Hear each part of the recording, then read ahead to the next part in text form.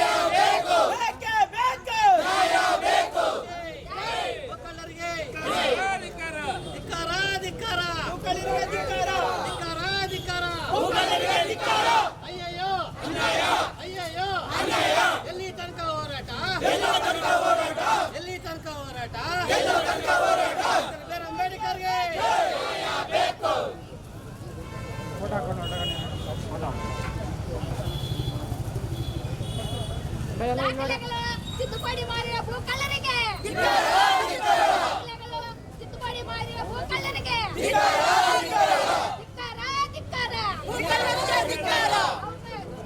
Immediately arrest ಮಾಡಲ್ಲ, ಬೇರೆಯವ್ರಿಗೆಲ್ಲರೂ ಇದು FIR book ಮಾಡ್ತಾರಂತ ಅವ್ರಿಗೆ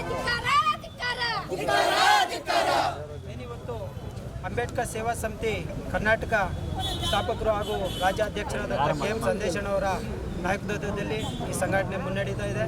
ಏನಿವತ್ತು ಉಪ ವಿಭಾಗ ಅಧಿಕಾರಿ ಚಿಕ್ಕಬಳ್ಳಾಪುರ ತಾಲೂಕು ಕಚೇರಿ ಮುಂದೆ ನಾವು ಇವತ್ತು ಪ್ರತಿಭಟನೆಯನ್ನು ಹಮ್ಮಿಕೊಂಡಿದ್ವಿ. ಏನು ವಿಚಾರ ಅಂತ ಹೇಳಿದ್ರೆ, ಇಲ್ಲಿ ಬಲಾಢ್ಯರ ಒಂದು ನಕಲಿ ದಾಖಲೆಗಳನ್ನು ಸೃಷ್ಟಿಸಿ ಹಾಗೂ ಬಡವರಿಗೆ ಸೇರಬೇಕಾದಂಥ ನಿವೇಶನಗಳನ್ನು ಅಕ್ರಮವಾಗಿ ಒತ್ತುವರಿ ಮಾಡ್ಕೊಂಡಿರ್ತಕ್ಕಂಥದ್ರ ಬಗ್ಗೆ ಇವತ್ತು ಹೋರಾಟ ಮಾಡ್ತಾಯಿದ್ದೀವಿ. ಮೊದಲನೇದಾಗಿ ಚಿಕ್ಕಬಳ್ಳಾಪುರ ನುಗ್ತಳ್ಳಿ ಗ್ರಾಮಕ್ಕೆ ಸರ್ವೆ ನಂಬರ್ ಸುಮಾರು ಒಂದು 10 ಸರ್ವೆ ನಂಬರ್. ರಾಜಾರತ್ನಮ್ಮನವರು ಒಬ್ಬ ಸರ್ಕಾರಿ ಅಧಿಕಾರಿಯಾಗಿ ಕೆಲಸ ಮಾಡಿರ್ತಾರೆ, ನಿವೃತ್ತ ಅಧಿಕಾರಿ. ಸುಮಾರು ಸೆಕ್ರೆಟ್ರಿ ಆಗಿರ್ತಾರೆ, ಜಸ್ಟಿಸ್ ತಹಸೀಲ್ದಾರ್ ಆಗಿರ್ತಾರೆ, ಎಲ್ಲ ಆಗಿರ್ತಾರೆ. ಇವತ್ತು ಅವ್ರದ್ದು ಸ್ಥಳ ನುಗ್ತಳ್ಳಿ ಗ್ರಾಮ ಅಲ್ಲ, ಆದರೂ ಅಲ್ಲಿ 50ರಿಂದ 60 ಎಕರೆ ಸರ್ಕಾರಿ ಜಮೀನಿನಲ್ಲಿ ಅಕ್ರಮವಾಗಿ ಸಾಗುವಳಿ ಚೀಟಿಗಳನ್ನು ಪಡೆದುಕೊಂಡಿರ್ತಾರೆ. ಅವ್ರ ಕುಟುಂಬಸ್ಥರಿಗೆ, ಇನ್ನೂ ಅವರ ಸಂಬಂಧಿಕರಿಗೆ ಎಲ್ಲವನ್ನು ಮಾಡಿಕೊಂಡು ಇವತ್ತು ನಕಲಿ ದಾಖಲೆಯನ್ನು ಸೃಷ್ಟಿ ಮಾಡಿಕೊಂಡು ಖರಾಬಿ ಜಮೀನು ಇನ್ನೂ 20-30 ಎಕರೆ ಇದ್ದರೂ ಸಹ ಅದು ಪೊಸಿಷನ್ಗೆ ಅವರಲ್ಲೇ ಇದ್ದಾರೆ. ಇವತ್ತು ದಲಿತರಿಗಾಗಿದೆ, ಪಾಣಿಯಾಗಿದೆ, ಸಾಗುವಳಿ ಚೀಟಿಗಳಾಗಿದೆ, ಎಲ್ಲ ಆಗಿದೆ. ಆದರೆ ಅದ್ರಿಗೆ ಯಾರಿಗೂ ಪೊಸಿಷನ್ಗೆ ಬಿಡದೇನೆ ಅವ್ರ ಮೇಲೆ ಸುಳ್ಳು ಕಂಪ್ಲೇಂಟ್ಗಳನ್ನು ಮಾಡ್ತಕ್ಕಂಥದ್ದು, ಇವತ್ತು ಹೋರಾಟ ಮಾಡ್ತಕ್ಕಂಥ ವ್ಯಕ್ತಿಗಳ ಮೇಲೇನೂ ಕೇಸ್ ಆಗ್ತಕ್ಕಂಥದ್ದು, FIR ಮಾಡ್ತಕ್ಕಂಥದ್ದು ನಡೀತಾ ಇದೆ.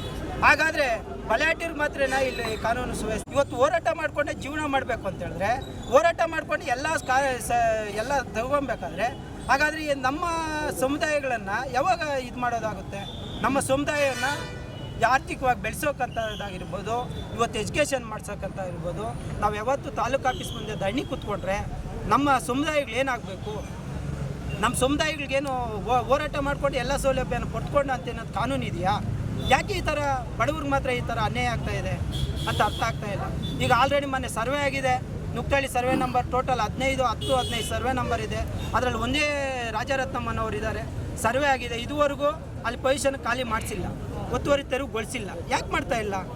ಏನಿದು ಉದ್ದೇಶ ಏನು? ಮತ್ತು ಸಿಲ್ಘಾಟ ತಾಲೂಕಿನ ಒಂದು ಸಿಲ್ಘಾಟ ಕನಕನಕುಂಟೆ ಗ್ರಾಮ ಸರ್ವೆ ನಂಬರ್ 4, 7, 8 ಇದರಲ್ಲಿ 5 ಎಕರೆ 19 ಗುಂಟೆ ಜಮೀನಿದೆ. ಇದು ನಗರಸಭೆಗೆ ಸೈಟ್ಗಳು ಮಾಡೋಕ್ಕೆ ನಿವೇಶನಕ್ಕೆ ರಾಜ್ಯಪಾಲರಿಗೆ ಒಂದು ರಿಜಿಸ್ಟರ್ ಆಗುತ್ತೆ, ಮತ್ತು ಉಪ ವಿಭಾಗ ಅಧಿಕಾರಿಗಳು ಇವ್ರಿಗೂ ರಿಜಿಸ್ಟರ್ ಆಗುತ್ತೆ. ಆದರೆ ಈಗ ರಿಜಿಸ್ಟರ್ ಆಗಿರ್ತಕ್ಕಂಥ ಜಮೀನನ್ನು ಅವ್ರು ಸಂಬಂಧಪಟ್ಟಂಥ ಕುಟುಂಬದವರು ಹೋಗ್ಬಿಟ್ಟು ಅಕ್ರಮವಾಗಿ ಉಳುಮೆ ಮಾಡ್ತಕ್ಕಂಥದ್ದು. ಇವತ್ತು 300 ಜನ ನಿವೇಶನಗಳು ಕೊಡದೇನೆ ಇವಾಗ ಒಬ್ಬ ವ್ಯಕ್ತಿ ಅಲ್ಲಿ ಹೋಗಿರ್ತಕ್ಕಂಥದ್ದು. ಅಲ್ಲಿ ಒಂದು ಮಿಸ್ಟೇಕ್ ಮಾಡಿದ್ದಾರೆ, ಕನಕನಕುಂಟೆ ಅಂತ ಗ್ರಾಮ ಅಂತ ಬರಬೇಕಾಗಿದ್ದು ಪಟ್ರಳ್ಳಿ ಅಂತ ಗ್ರಾಮ ಅಂತ ಬಂದಿದೆ. ಒಂದು ಮಿಸ್ಟೇಕ್ ಅಷ್ಟೇ. ಸರ್ವೆ ನಂಬರ್ ಕರೆಕ್ಟ್ ಆಗಿದೆ, ಚೆಕ್ಬಂದಿ ಕರೆಕ್ಟ್ ಆಗಿದೆ.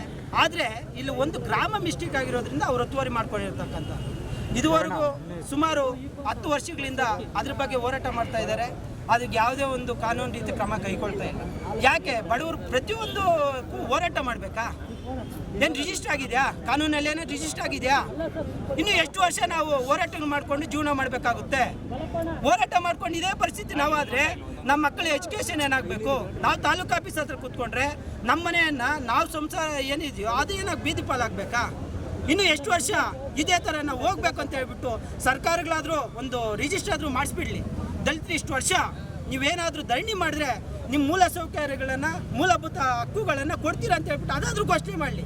ಯಾವತ್ತು ನಾವು ಬೀದಿಯಲ್ಲಿದ್ದಾಗ ನಮ್ಮ ಮನೆ ಪರಿಸ್ಥಿತಿಗಳೇನಾಗಬೇಕು, ನಮ್ಮ ಕುಟುಂಬದ ಪರಿಸ್ಥಿತಿಗಳೇನಾಗಬೇಕು, ಯಾಕೆ ಈ ಥರ ಮಾಡ್ತಾ ಇದ್ದಾರೆ ಅಂತ ನಮ್ಗೆ ಅರ್ಥನೇ ಆಗ್ತಾ ಇಲ್ಲ ಸರ್. ಇದು ಅಧಿಕಾರ ನಿರ್ಲಕ್ಷ್ಯ ಇದ್ರೆ ಆ ಬೇಡಿಕೆ ಏನಾದರೂ ಈರೈಕೆ ಆಗಿಲ್ಲ ಅಂದರೆ ನೆಕ್ಸ್ಟ್ ಉಗ್ರ ಹೋರಾಟಗಳು ಇದ್ದೇ ಇದೆ. ಯಾಕಂದರೆ ನಾವು ರಿಜಿಸ್ಟರ್ ಮಾಡ್ಕೊಂಡ್ಬಿಟ್ಟಿದ್ದೀವಿ ಸರ್. ಸ್ವತಂತ್ರ ಬಂದಾಗಲೇ ನಾವು ರಿಜಿಸ್ಟರ್ ಮಾಡ್ಕೊಂಡು ಭೂಮಿ ಮೇಲೆ ಬಂದಂಗಿದ್ದೀರಿ. ಏನು ಹೋರಾಟ ಮಾಡಿಕೊಂಡೆ ನಾವು ಎಲ್ಲ ಕಾನೂನು ಎಲ್ಲ ಸರ್ಕಾರದಿಂದ ಬರ್ತಕ್ಕಂಥ ಸೌಲಭ್ಯ ಪಡ್ಕೊಬೇಕಂತ ಹೇಳಿದ್ರು ರಿಜಿಸ್ಟರ್ ಆಗಿದೆ ಏನು ಗೊತ್ತಿಲ್ಲ, ನಮ್ಗೆ ಗೊತ್ತಾಗ್ತಾ ಇಲ್ಲ. ಅದು ಈಗ ಸರ್ಕಾರದಿಂದನೋ ಸಾರ್ವಜನಿಕ ಅಧಿಕಾರಿಗಳಿಂದನೋ ಇದನ್ನು ಸೂಕ್ತವಾದ ದಾಖಲೆಗಳು ಏನಾದರೂ ಕೊಟ್ಬಿಟ್ರೆ, ರಿಜಿಸ್ಟರ್ ಆದರೂ ಕೊಟ್ಬಿಟ್ರೆ ಇಷ್ಟು ವರ್ಷ ಮಾಡಿರಿ ಅಂತ ಅಷ್ಟು ವರ್ಷ ಇಲ್ಲೇ ಯಾವುದಾದ್ರೂ ಒಂದು ಪೆಂಡಲ್ಗೆ ಹಾಕ್ಕೊಂಡ್ಬಿಟ್ಟು ಕೂತ್ಕೊಂಡ್ಬಿಡ್ತೀವಿ ಸರ್. ನಾವು ಇದೇ ಸಮಯದಲ್ಲೇ ಇದೇ ಥರನೇ ಒಂದು ಕಂಪ್ಲೇಂಟ್ ಕೊಟ್ಟರು, ಇಲ್ಲಿ ಅರ್ಜಿ ಕೊಟ್ಟರು, ಏನೂ ರೆಸ್ಪಾನ್ಸ್ ಇಲ್ಲ. ಅವ್ರು ಸುಮಾರು ಅಂದರೆ ಒಂದು 80 ಎಕರೆ 100 ಎಕರೆವರೆಗೂ ಹಾಕ್ಕೊಂಡಿದ್ದಾರೆ. ಅವ್ರಿಗೆ ಸರ್ಕಾರ ಮೇಲೇ ಮೊನ್ನೆ ಬಂದರೆ ಸಂದೇಶನ ಬಂದಿದ್ರೆ, ಸಂದೇಶನ ಬಂದು ಹೋರಾಟ ಮಾಡ್ಕೊಬಂದರೆ ನಮ್ಮ ಮೇಲೆ ಹೋಗಿ ಕಂಪ್ಲೇಂಟ್ ಕೊಟ್ಟು FIRಗಳು ಮಾಡಿಸ್ತೀವಿ. ಏನು ನಾವು ಹೋಗಿರೋದು ಬಡವ್ರಿಗೋಸ್ಕರ, ನಾವು ಹೋಗಿ ಬಡವ್ರಿಗೋಸ್ಕರ ಏನೋ ನಮ್ಮ ಬಡವ್ರಿಗೆ ಅನ್ಯಾಯ ಆಗೈತೆ ಅಂತ ಸಂದೇಶನ ಬಂದರೆ ಅವ್ರ ಮೇಲೆ FIRಗಳು ಮಾಡಿಸ್ತೀವಿ. ಆ ಥರ ಏನು ಮಾಡಿದ್ದಾರೆ, ಅವ್ರು ಹೋದರೆ ಅವ್ರ ಮೇಲೆ ಹಂಗೆ ಕ್ರಮ ತಗೊಂತಾರೆ. ನಾವು ಹೋದರೆ ನಮ್ಮ ಕಂಪ್ಲೇಂಟ್ಗಳೇ ನೋಡಲ್ಲ, ಅದು ಒಂದು. ಆಮೇಲೆ ಸರ್ಕಾರ ಮೇಲೇ ಚಾಲೆಂಜ್ ಮಾಡಿದ್ದಾನೆ, ನಾನು ಮಾಡಿರೋದಲ್ಲ. ಎಚ್ ರಾಜರತ್ನಂ ಅಂತ ಸರ್ಕಾರ ಮೇಲೆ ಚಾಲೆಂಜ್ ಮಾಡಿದ್ದಾರೆ. ಏನಪ್ಪ ಇದೆಲ್ಲನೂ ದರ್ಖಾಸ್ತು ಮೂಲಕ ಬಂದೈತಂದರೆ ದರ್ಖಾಸ್ತು ಮೂಲಕ ನಾವು ಮಾಡಿರೋದಲ್ಲ, ಫೇಕ್ ಎಂಟ್ರಿ ಮಾಡಿದ್ದಾನೆ. ಅಧಿಕಾರಿಗಳಿಗೇನು ಕಣ್ಣುಗಳಿಲ್ಲೇನ್ರಿ? ಅವ್ರಿಗೆ ಏನಾಗಿದ್ದಾರೆ? ಅವ್ರು ಮಾಡಿರೋದು ನಾನೇನಕ್ಕೆ ಮಾಡ್ತೀನಿ ರೀ? ಫೇಕ್ ಎಂಟ್ರಿ ಮಾಡಿದ್ದಾರೆ, ಅಧಿಕಾರಿಗಳನ್ನ ಕೇಳ್ಕೊಳ್ರಿ ಹೋಗಿ ಅಂಥೇಳಿ ಎಲ್ಲ ಈ ಥರ ಎಲ್ಲನೂ ಅಧಿಕಾರಿಗಳನ್ನೇ ಬೈತಾರೆ. ಇಷ್ಟು ದಿನ ಅವರು ಬೈದು ಎಷ್ಟು 3 ತಿಂಗಳಾಯಿತು. ಇಷ್ಟು ದಿನ ಅಲ್ಲಿನ ಗೀಡಿಯಾಗ್ಲಲ್ಲಿ ಎಲ್ಲ ನೋಡಿ ಈ ಅಧಿಕಾರಿಗಳದ್ದು ಏನು ಮಾಡ್ತಾ ಇದ್ದಾರೆ ಏನು ಅಂದರೆ ನಮಗೆ ಗೊತ್ತಾಗ್ತಾ ಇಲ್ಲ. ಅವ್ರ ಮೇಲೆ ಏನು ಕ್ರಮ ತಗೊಂಡಿದ್ದಾರೆ?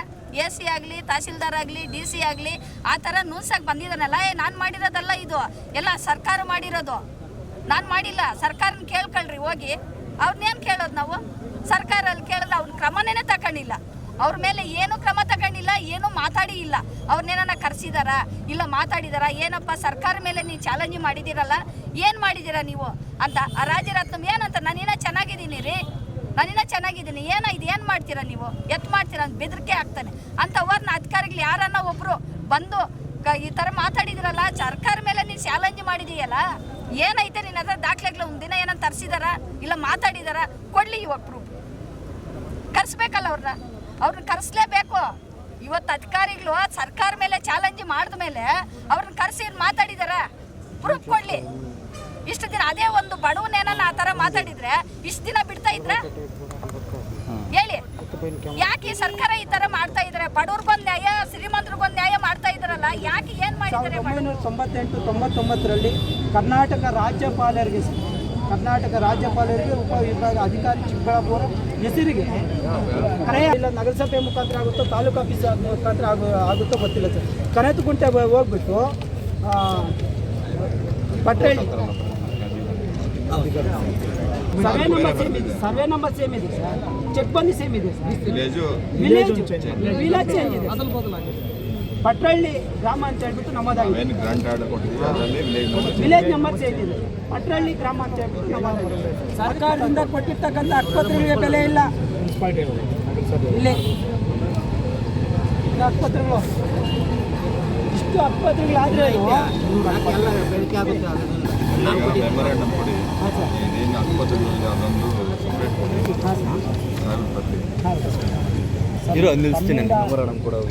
ಸೂಕ್ತ ತನಿಖೆ ಆಗ್ಬೇಕು ಸರ್. ಇನ್ನು ಇವ್ರಿಗೆ ಸ್ಟಾಪ್ ಅಂತೂ ಆದರೆ ನಿಮ್ಮ ಮುಖಾಂತರ ಅಧಿಕಾರಿಗಳ ಮುಖಾಂತರ ಆಗ್ಬೇಕು ಸರ್. ಇವ್ರಿಗೆ ತಾವು ಪ್ರಾಮಾಣಿಕವಾಗಿ ಕೆಲಸ ಮಾಡಿದ್ರೆ ಬಡವರಿಗೆ ಏನಾದರೂ ಅನುಕೂಲ ಆಗಬೇಕು. ಸಭೆಯಲ್ಲಿ ಇರೋದ್ರಿಂದ ಮಾನ್ಯ ಉಪವಿಭಾಗಾಧಿಕಾರಿಗಳ ಪರವಾಗಿ ನಾನು ಮನವಿಯನ್ನು ಸ್ವೀಕರಿಸ್ತಾ ಇದ್ದೀನಿ. ಮಾನ್ಯ ಅಂಬೇಡ್ಕರ್ ಸೇವಾ ಸಮಿತಿ ಕರ್ನಾಟಕ ಇವರ ವತಿಯಿಂದ ಚಿಕ್ಕಬಳ್ಳಾಪುರ ತಾಲೂಕು ನಂದಿ ಹೋಬಳಿ ನುಗ್ತಳ್ಳಿ ಗ್ರಾಮದ ರಾಜರತ್ನಮ್ಮನವರು ಏನು ಅಕ್ರಮ ಎಸಗಿ ಜಮೀನುಗಳನ್ನ ತಮ್ಮ ಹೆಸರು ಮಾಡ್ಕೊಂಡಿದ್ದರ ಬಗ್ಗೆ ಅದೊಂದು ಅಂಶ. ಆಮೇಲೆ ಎಣ್ಣೆ ಅಂಶ ಬಂದ್ಬಿಟ್ಟು ನಂದಿ ಹೋಬಳಿ ಕುರುವತಿ ಸರ್ವೆ ನಂಬರ್ 158ರಲ್ಲಿ 3 ಎಕರೆ ಜಮೀನನ್ನು ಅದಕ್ಕೆ ಸಂಬಂಧಪಟ್ಟಂತೆ ನಕಲಿ ದಾಖಲೆ ಸೃಷ್ಟಿಸಿರೋ ಬಗ್ಗೆ ಅದೊಂದು ಅಂಶ. ಆಮೇಲೆ ನಂದಿ ಹೋಬಳಿ ತಿಮ್ಮನಹಳ್ಳಿ ಸರ್ವೆ ನಂಬರ್ 62ರಲ್ಲಿ 1 ಎಕರೆ ಜಮೀನು ಸಂಬಂಧಪಟ್ಟಂಗೆ ಬೇರೆ ಜಮೀನು ಪಕ್ಕದಲ್ಲಿರುವ ಮಾಲೀಕರು ತೊಂದರೆ ಕೊಡ್ತಿರೋ ಬಗ್ಗೆ, ಹಾಗೂ ಚಿಕ್ಕಬಳ್ಳಾಪುರ ತಾಲೂಕು ಕಸಬಾ ಹೋಬಳಿ 6 ಬಣ್ಣೆ ಸರ್ವೆ ನಂಬರ್ 63/1ರಲ್ಲಿ ಅದಕ್ಕೆ ಸಂಬಂಧಪಟ್ಟಂತೆ ಅದು ಒಂದು ನಕಲಿ ದಾಖಲೆ ಸೃಷ್ಟಿಸಿರುವ ಬಗ್ಗೆ ಅದೊಂದು ಅಂಶ. ಆಮೇಲೆ ಶಿಡ್ಲಘಟ್ಟ ತಾಲೂಕು ಕಸಬಾ ಹೋಬಳಿ ಕಡದಮುಟ್ಟೆ ಸರ್ವೆ ನಂಬರ್ 478ರಲ್ಲಿ ಆಶ್ರಯ ಲೇಔಟ್ ಮಂಜೂರಾಗಿರೋ ಜಮೀನು ಅದು ದಾಖಲೆ ತಿದ್ದುಪಡಿ ಬಗ್ಗೆ ಇಷ್ಟು ಅಂಶಗಳನ್ನ ಮನವಿ ಕೊಟ್ಟಿದ್ದಾರೆ. ಸದರಿ ಮನವಿನ ಮನೆ ಉಪವಿಭಾಗಾಧಿಕಾರಿ ಗಮನಕ್ಕೆ ತಂದು ಈ ಬಗ್ಗೆ ಸೂಕ್ತ ಕ್ರಮ ಕೈಗೊಳ್ಳೋದಕ್ಕೆ ಅಗತ್ಯ ಕ್ರಮ ಕೈಗೊಳ್ತೀವಿ ಅಂತ ಹೇಳಿ ತಿಳಿಸ್ತೀನಿ.